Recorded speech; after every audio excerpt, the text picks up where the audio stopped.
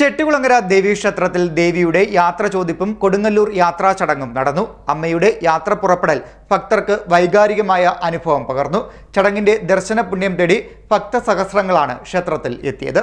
ചെട്ടികുളങ്ങര ദേവീക്ഷേത്രത്തിലെ അശ്വതി മഹോത്സവത്തിന്റെ ഭാഗമായുള്ള പ്രധാന ചടങ്ങായ അമ്മയുടെ കൊടുങ്ങല്ലൂർ യാത്ര ഭക്തർക്ക് ദർശന പുണ്യവും വൈകാരികമായ അനുഭവവും പകർന്നു.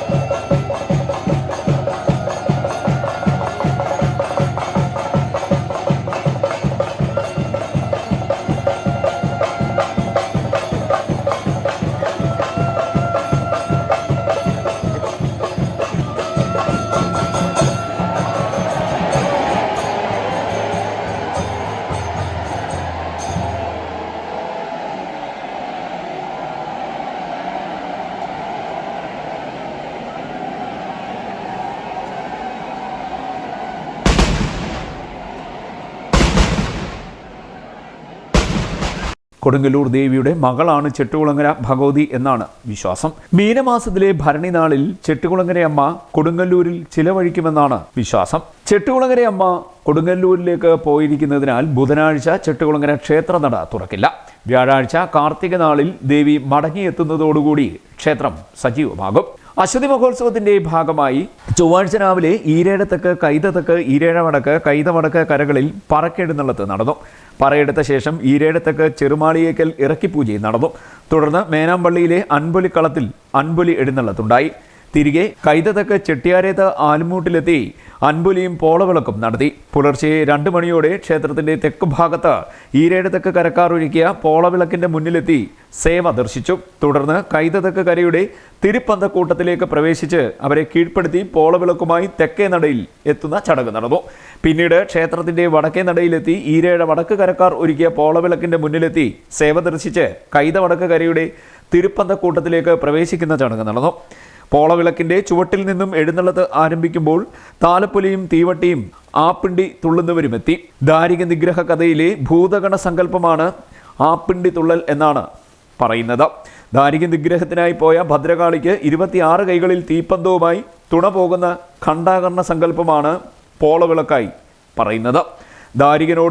ദാരികനോടും അസുരപ്പടയോടും യുദ്ധം ചെയ്യുന്നതിൻ്റെ സ്മരണയ്ക്കായാണ് ഈ ചടങ്ങുകൾ നടത്തുന്നത്.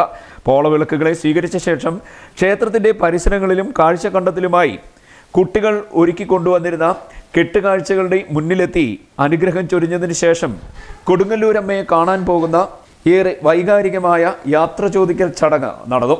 ചടങ്ങുകൾ ദർശിക്കാൻ നാടിൻ്റെ നാനാഭാഗത്തു നിന്നും ഭക്തസഹസ്രങ്ങളാണ് ചെട്ടികുളങ്ങര ക്ഷേത്രത്തിലേക്ക് എത്തിയത്. CDNet news, Chettikulangara.